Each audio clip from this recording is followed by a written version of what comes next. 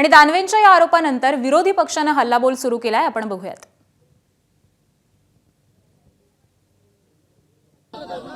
तुम्ही तो व्हिडिओ पाहिला असेल, तो व्हिडिओ एक अर्थी जे सरकार आहे त्याचं प्रतीक आहे। जिथे सरकारकडे कर्जमाफीसाठी पैसे नाही आहेत तिथे हे आमदार, यांचे सत्ताधारी आमदार पैशांच्या बॅगा घेऊन फिरतात। आता हे ना, म्हणजे तुम्ही हेलिकॉप्टरमध्ये ज्या बॅगा घेऊन फिरतायत आणि हे जे आनंदाचं शिधाचं वाटप चाललंय ते नेमकं कोणाचं आहे? आता ह्यामध्ये काय नवल आहे की हे सगळे आमदार हा धंदा करून बसले आहेत तिजोरी साफ करण्याचा।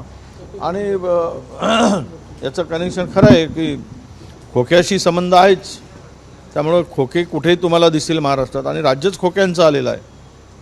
खोक्या आणि बोक्यांचं राज्य महाराष्ट्रात असल्यामुळे नोटाच्या बंडला ज्या काही आमच्या अंबादाजींनी दाखवले आहेत ते सत्य आहेत, त्याची चौकशी झाली पाहिजे, कारवाई झाली पाहिजे, प्रामाणिकपणा सिद्ध केला पाहिजे, अशी आमची मागणी आहे। एक मंत्री कॉटवर हातामध्ये शिगाड घेऊन बसलेत, टॉवेलवर आहेत, बाजूला बॅगा उघड्या पडल्यात त्याही आपण बघितल्या।